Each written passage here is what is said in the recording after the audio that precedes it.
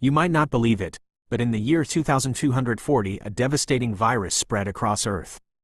The infection caused grotesque, ulcerated faces and claimed tens of thousands of lives in just 1 week.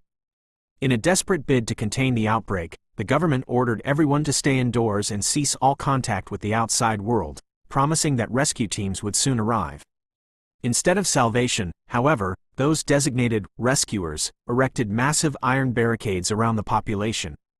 Anyone attempting to escape was met with lethal force from special units. In one heart-wrenching incident, a woman clutching her child was caught in the chaos. A stray bullet fatally injured the child's eye. As fate would have it, the mother spotted a helicopter preparing to take off and pleaded with the soldiers to spare her daughter. But the chopper was already full. Moved by compassion, one officer sacrificed his seat, ensuring that the child could be evacuated. Amid the turmoil, the infected managed to break through the iron fences only to encounter a colossal 30-foot steel-reinforced wall. This barrier split the United Kingdom in two, surrounded by electrified fences and enforced no-fly zones. Anyone approaching the wall was instantly eliminated. Society crumbled. Bodies decayed in the streets, while looting, rape, and murder became the order of the day. With morals abandoned and desperation reigning, people even turned to cannibalism as a means of survival. It was as if the government, and indeed the entire world, had forsaken this land, leaving thousands jobless, impoverished, and homeless. Years later, in 2260, our protagonist Liza emerged, a top-tier assassin on a mission to dismantle a ruthless drug cartel. Armed with a high-tech cybernetic eye that seemed almost tailor-made for her, she decimated the gang with terrifying efficiency. In a stunning twist during her debrief with Commander Neo, it was revealed that the very technology in her eye was designed to perfectly integrate with her damaged socket. Liza, it turned out, was the same little girl whose eye had been wounded all those years ago. Yet her trials were far from over. Within the ranks of survivors, even betrayal reigned. An injured comrade of Liza's was captured by a band of cannibalistic marauders, and tragically, his flesh was served as a macabre meal. As the gruesome distribution of plates echoed with jeers from outside, Liza realized that the ensuing chaos might provide her a chance to escape. One of the marauders, clutching a plate of meat and insisting that it was the flesh of a fallen teammate, quickly fled when questioned about his flashy accessories. Nearby, a young woman named Ma approached Liza, pleading to join her. Although initially reluctant to shoulder another burden, Liza eventually relented when Ma promised to lead her to someone named Keij, who turned out to be Ma's father. No sooner had Liza decided to rescue Ma than the situation escalated. The girlfriend of the cannibal tribe's leader suddenly attacked.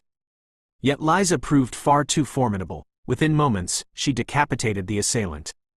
Horrified by the loss of his companion, the tribal leader lost no time in launching a pursuit. Liza swiftly led Ma away and contacted 2 other teammates, arranging a rendezvous at a train station where both groups, pursuers and allies alike, soon converged. At the station, as the train prepared to depart, Liza fearlessly leapt from it to aid her team. Wielding a shovel, she dispatched a motorcycle rider and managed to board the train just as it neared the end of the platform.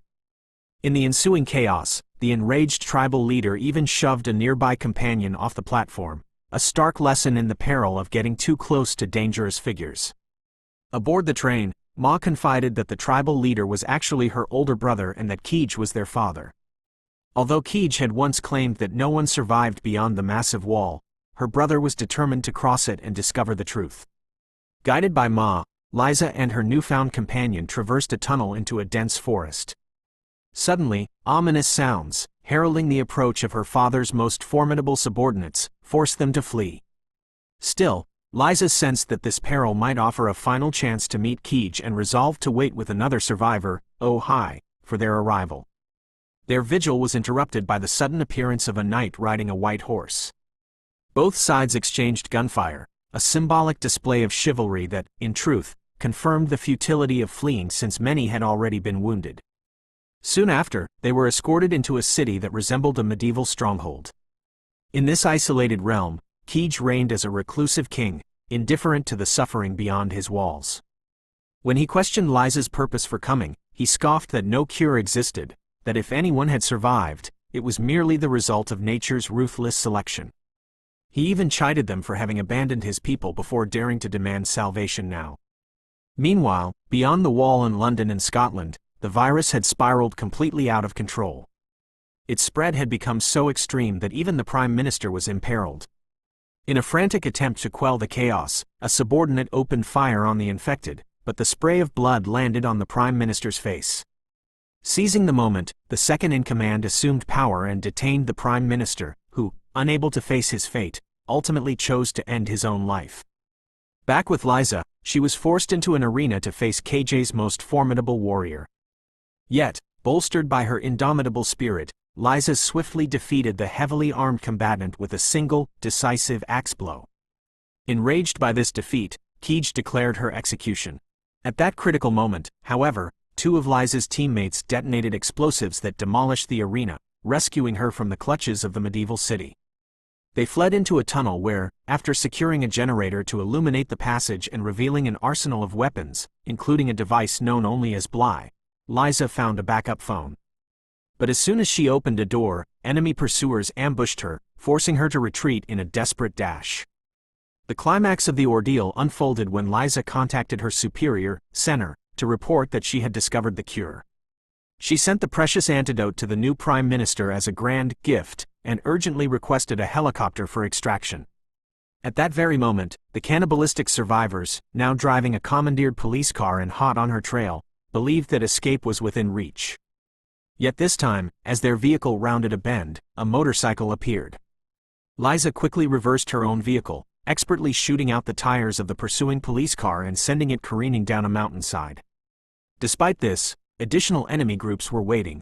Assassins from the tribe converged on her convoy, but Liza was far from beaten. She slammed on the accelerator and charged headlong into the enemy vehicles. The cannibalistic marauders, adept only at terrorizing their own people, proved woefully inept when faced with real danger.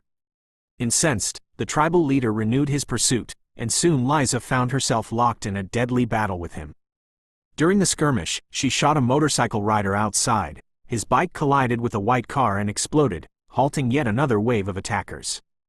In the ensuing melee, an assailant clung desperately to a van's door before being struck by debris, adding to the pandemonium. At long last, a helicopter awaited Liza. The new Prime Minister demanded that she deliver the cure immediately. Reluctantly, Liza complied, explaining although the blood of the deceased might serve as a makeshift vaccine, her heart could not bear the thought. Bound by duty to her nation, and with the Prime Minister eager to be hailed as a hero, she was forced to complete her mission, unaware that his orders had been recorded. After the helicopter whisked her away, Liza did not rush off into obscurity. Instead, she sought out the address her mother had once left for her. There, she gazed upon an old photograph of herself and her mother from her childhood, and, no matter how strong she had grown, could no longer hold back her tears. For even the hardest among us have a tender spot when it comes to family. With a heavy heart, she handed the recorded confession to Senner and, in a final symbolic act, carried the severed head of the tribal leader back to the cannibal tribe. To her astonishment, the survivors greeted her with jubilant cheers, proving that in their eyes, the identity of the old leader no longer mattered as long as someone ensured their continued survival, and that's a wrap on our story. Thank you all for listening. If you enjoyed the tale, please leave a comment and share your thoughts. Don't forget to like and subscribe for more exciting stories coming your way. Goodbye, and I wish you all happiness.